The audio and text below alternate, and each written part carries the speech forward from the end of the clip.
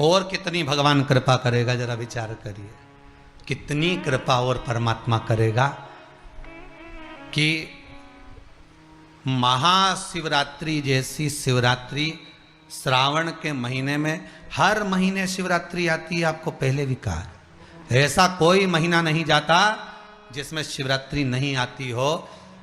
इस शिव महापुराण में गीता प्रेस गोरखपुर की अगर शिव पुराण तुम्हारे पास में हो तो उसको पढ़ना, उसमें शिवरात्रि का महत्व दिया गया है, शिवरात्रि का उद्यापन दिया गया है। शिवरात्रि हर महीने आती है, प्रत्येक महीने में, हर महीने शिवरात्रि आती है, पर कुछ शिवरात्रि का महत्व स्कंद पुराण में भी कहा गया है। जैसे अधिक मास में पड़ने वाली शिवरात्रि, श्रावण मास में पड़ने वाली शिवरात्रि, इनकी महत्वता कही गई, पर इस महत्वता को लोग जान नहीं पाए, आज तक प्रकट नहीं कर पाए। शिव महापुराण की कथा चली और उसमें आपको, नहीं तो आप लोग भी इतनी बार अभिषेक करा, इतनी बार पूजन करी, इतनी बार अर्चना करी, तुम्हारे ध्यान में आया क्या कभी कि सावन में शिवरात्रि आएगी और इतनी महत्वता रखती है, इतनी महत्वता रखती है कि उस शिवरात्रि का महत्व आनंद देने वाला होता है, कार्य की सिद्धि देने वाला होता है। पर शंकर की कथा में जब हमने श्रवण करना प्रारंभ करा, शिव की कथा में जब हमने ज्ञात करना प्रारंभ करा, तब समझ में आया कि सावन के महीने में भी जो शिवरात्रि होती है वो जीवन का आनंद प्रदान कर देती है, वो साधारण नहीं हो सकती, उसका रसतत्व बड़ा होता है।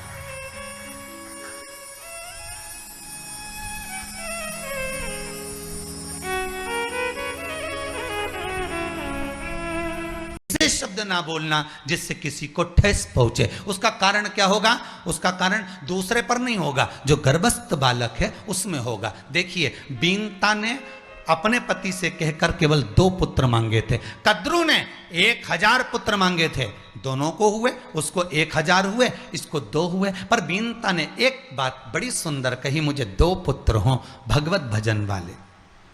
कद्रू ने भी कहा मुझे भी 1000 पुत्र हों भगवत भजन करने वाले।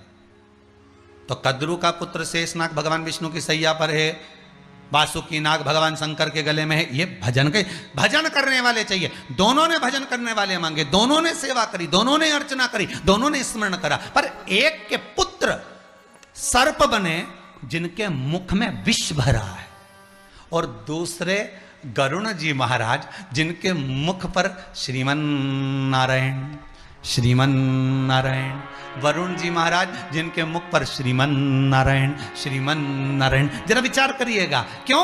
क्योंकि बीनता के मन में कद्रू के प्रति कपट नहीं था, पर कद्रू के मन में बीनता के प्रति कपट था। वो कपट का विष बन गया और जितने गर्भ में बालक थे वो सब विषैले हो गए, वो सारे विषैले।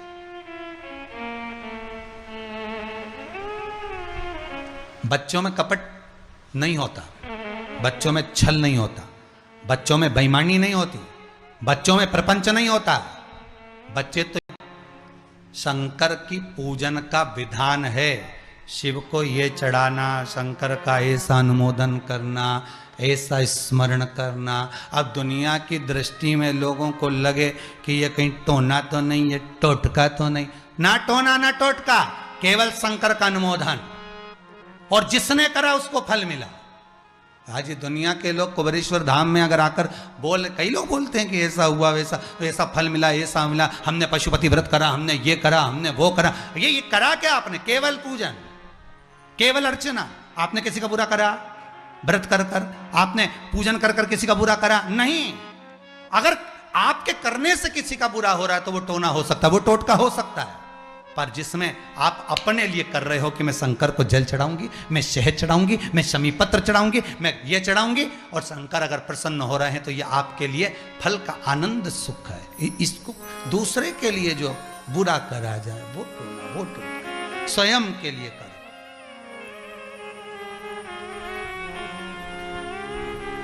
स्वयं के लिए वो सुख।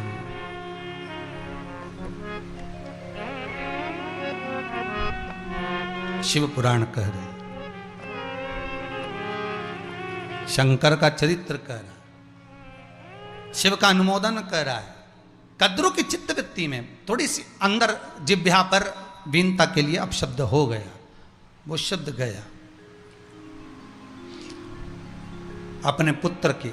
अब मन में आया कि गुरुदेव ये बताओ कि सबकी एक एक जीवान होती है, सांप की दो जीवान कैसे ये भी प्रसंग है महाराज जी। जिस समय पर वीनता देवी दासी बन गई कद्रू की,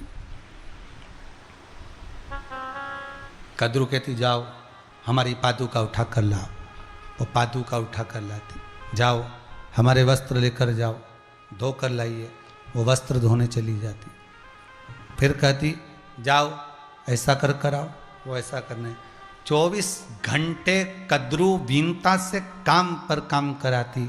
एक दिन श्री गरुण जी महाराज अपनी माता को लेने के लिए आए, माँ घर चलो तुम्हारी याद आ रही है माँ, बहुत दिन हो जाते, कमरे में कक्ष में आप हमें स्नेह नहीं करती माँ, कभी अपने हस्त कमल हमारे मस्तक पर नहीं रखती माँ, माँ घर चलो घर चलो। वीनता जाने लगी, कद्रू ने चिल्लाकर आवाज लगाई, ए वीनता तुझे मालूम नहीं है कि अभी मैं विश्राम करूंगी तो मेरे शयन कक्ष की तैयारी तुझे करना है। वीनता ने कहा गरुण बेटा तुम चलो मैं आती हूं। रात्रि भर गरुण जी महाराज अपनी मां वीनता का इंतजार करते रहे, रात्रि भर वरुण और गरुण दोनों इंतजार कर रहे, पर वीनता नहीं आई।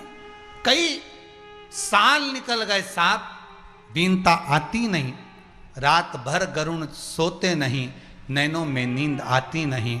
एक दिन मन में आया, पूछा जाए मां से, मां तू रात भर सोती भी है कि नहीं सोती, विश्राम करती है कि नहीं करती मां, तुझे निंद्रा आती कि नहीं आती मां। पूछा वीनता से गरुण जी महाराज ने, मां तू सोती नहीं क्या, विश्राम नहीं करती क्या। वीनता कहती है रात्रि को मैं जब कद्रू का शयन कक्ष तैयार कर देती हूँ, कद्रू जब सोती है मैं उसके चरण दबा देती हूँ, चरणों में तेल लगा देती हूँ, कद्रू की नींद आ जाती है तो कद्रू मुझसे कहकर जाती है कि मेरे कक्ष के बाहर खड़ी रहना, सोना मती, विश्राम मत करना, मैं रात को आकर देखूंगी। सुबह फिर आती है, फिर मुझे काम में लगा देती है। 24 घंटे कद्रू वीनता से काम करवाती है, 24 घंटे। कई साल निकल गए वीनता के, कई साल, कई वर्ष निकल गए, कई वर्ष, सुख नहीं मिला। एक दिन गरुण जी ने वरुण जी से कहा, वरुण चल मेरे साथ, अपन दोनों चलते, दोनों की दोनों चलकर अपन कद्रू से पूछते हैं। माता कद्रू के पास में पहुंचे और माता कद्रू से जाकर निवेदन कहा, मां ए बड़ी मां, बड़ी मां गरुण तुम वरुण को लेकर आए हो, क्या बात है। मां हाथ जोड़कर मैं निवेदन करता हूं आपसे, आप मेरी माता को दास्य भाव से मुक्त कर दो, आप इसको दास्य भाव से मुक्त कर दीजिए, आप दासी के पद से हटा दीजिए, आप दासी के पद से इसको मुक्त कर दो। कद्रू ने कहा दासी के पद से तो मैं मुक्त कर दूंगी, पर शर्त एक है। क्या? मेरे पुत्रों के लिए, मेरे लिए तुम्हें वैकुंठ से अमृत लाना पड़ेगा, अमृत का कलश लेकर आओ।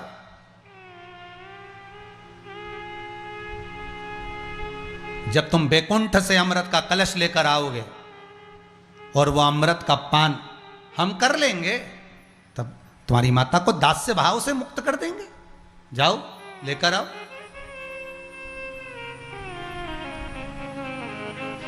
गरुण वरुण दोनों गए सीधे भगवान विष्णु के पास में। भगवान शेषनाग की सैया पर शयन करने वाले मेरे भगवान लक्ष्मी मैया चरण दबा रही हैं, चरणों को दबा रही हैं। और आज गरुण जी महाराज प्रभु चरणारविंद में इतने रो दिए। आपको पहले कथा में कहा, अगर रोना है तो भगवान के सामने रोना, कुछ कहना है तो परमात्मा से कहना। जगत के सामने जाकर कहोगे, जगत आपका भाव नहीं जान सकता। कुछ कहने के लिए परमात्मा का होना जरूरी है। पड़ी लक्ष्मी जी ने पूछ लिया, नारायण ने उठते से पूछा, लक्ष्मी ये क्या है? आज क्या क्षीर सागर का जल लहरें उछल कर क्या मेरे चरणों में आ गई है? लक्ष्मी जी कहती हैं नहीं। तो फिर ये क्या मेरे पांव पर पड़ा है? लक्ष्मी जी कहती हैं ये गरुण के नेत्रों का जल है। तो गरुण तो दरवाजे पर खड़ा है, द्वार पर, ड्राइवर तो बाहर, गाड़ी तो बाहर, तो फिर तो क्यों रो रही है?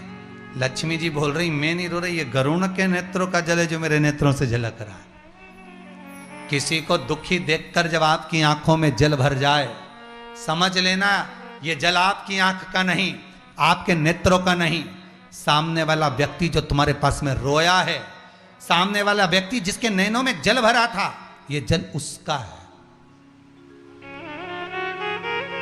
ये जल आपका नहीं है, ये जल उसका है।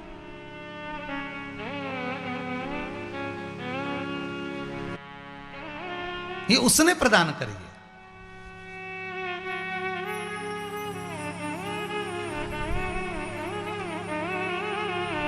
अब लक्ष्मी दूर हो रही है, नहीं नहीं नहीं, ये गरुण के नेत्रों का जल है।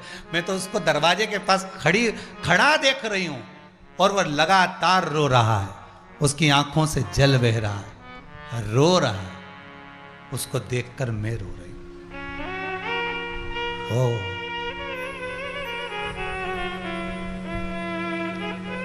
लक्ष्मी क्या चाहता है गरुण? बुलाओ उसको। गरुण जी आए। क्या चाहते हो गरुण? वरुण तुम भी साथ में हो? हाँ प्रभु। क्या चाहते हो? बस प्रभु इतनी सी कृपा कर दीजिए, मेरी माता को दास्य भाव से छुड़ा दीजिए। मेरी माता को दास्य भाव से छुड़ा दो। क्या करा जाए कि तेरी माता दास्य भाव से छूट जाए? देना है, क्योंकि ब्रजमंडल में, ब्रज की भूमि पर जब मैं कृष्ण बन कर जाऊंगा, और उस ब्रजमंडल में जब मैं ब्रज की भूमि पर कृष्ण बन कर जाऊंगा, उस समय पर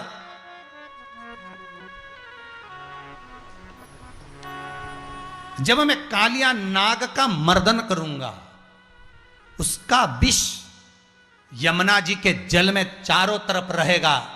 जिसका जल पीकर गाय मर जाए, कालिया नाग का विष कितना प्रबल था, सहस्त्र हजारों फण जिसके हैं, जिसका जल पीकर गाय मर जाए, जिसका जल पीकर मनुष्य मर जाए, तो क्या मेरे प्राण नहीं छूटेंगे? मैं भी तो मनुष्य बनकर जा रहा हूं। पर ये अमृत में आज अगर गरुण को दूंगा, और गरुण ये अमृत लेकर जब जाएगा, किसी स्थान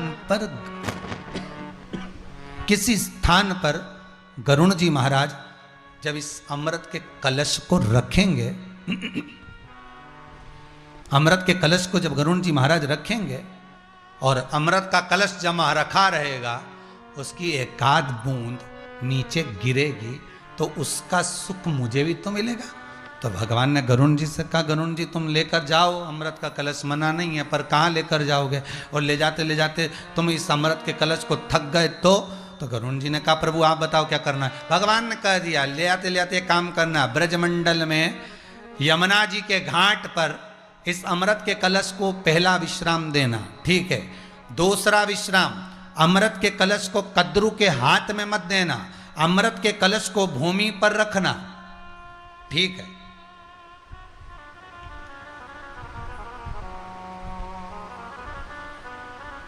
हाथ में नहीं देना, बस भूमि पर रख देना। बाकी के तूने तो एक बार कह दिया ना कि कद्रू से, और कद्रू से कह देना बड़ी माँ ये अमृत का कलश ला दिया, अब ये तुम्हारा हो गया, तुम इसका प्रयोग करो, तुम्हारी मर्जी, ठीक है, ले। अब माता को एक बार दे देना ये, और तेरी माता को दास्य भाव से छुड़ा लेना, बाकी की लीला मैं कर दूंगा। गरुण जी को नहीं मालूम था कि कैसी लीला करेंगे नारायण। अब भगवान ने दोनों लीला बड़ी विचित्र करी है। गरुण जी महाराज अमृत के कलश को जब लेकर गए, ले जाकर यमुना के घाट पर रख दिया, फिर अमृत का कलश ले गए, उस अमृत के कलश को ले जाकर कद्रू से कहा बड़ी माँ ये अमृत लाकर दे दिया है, ये रखा। माता ने उसका स्पर्श भी कर लिया, देख भी लिया, कलश को रख भी दिया, माता ने क्या चतुरता करी कि इस कलश को कोई दूसरा ना ले जाए, तो कुसा से, कुसा का जो आसन होता है, उस कुसा से, उस डाब से, कुसा से उसको ढक दिया और कुसा से ढका। इतने में इंद्र दौड़ता हुए आए ऐरावत पर और उन्होंने देखा अमृत का कलश रखा है और बीनता देवी दास्य भाव से छूट चुकी है। बीनता लेकर गरुण जी चल दिए हैं। उसी समय पर इंद्र ने आकर उस अमृत के कलश को उठाकर ले जाने लगे। इतने में जैसे ही अमृत का कलश जाने लगा, जाते ही उसी समय पर कद्रू को क्रोध आया और कद्रू छीनने लगी। छीनते हुए अमृत भूमि पर गिरा। एक बूंद झलक गई। देखा इंद्र ने कि बूंद झलकी है। तुरंत इंद्र ने ऐरावत से कहा जल वृष्टि कर दे, और जो जल वृष्टि करी, जल वृष्टि करते ही जितना कुसा पर, जितना डाब पर वो अमृत का भाग गिरा था, सब भूमि ने ग्रहण कर लिया। भूमि ने अमृत इंद्र ले गए, देवलोक में वापिस रख दिया। कद्रू आई। कद्रू ने अपने पुत्रों को आते हुए देखा। 1000 सांप सब आ गए। पुत्रों ने कहा मां अमृत कहाँ है? माता ने कहा यहीं रखा था, वो इंद्र चुरा कर ले गया, पर थोड़ा सा गिर गया है, तुम लोग चाट लो। और सांप ने अपनी एक जिह्वा से जैसे ही कुसा को चाटना चालू करा, उस कुसा के तेज बार से सांपों की जीवान बीच में से कटती चली गई।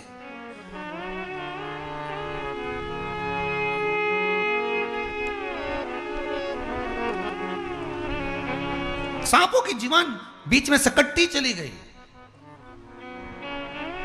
कितनी जिब्बिया हो गई? सर्प की 2 जिब्बिया।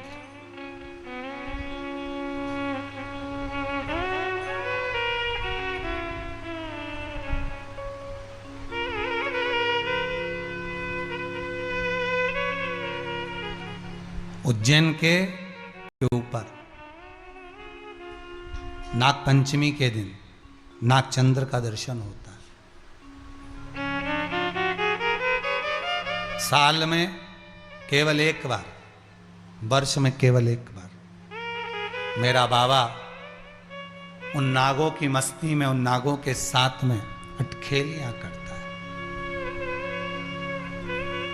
अटखेलियां कर रहा है। 2 जिब्बिया हो गई। इसमें दोष किसका है? माता का।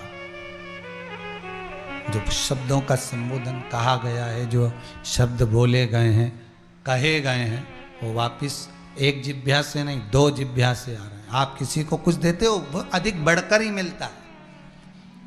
आपने अगर किसी को कुछ दिया है तो बढ़कर मिलेगा।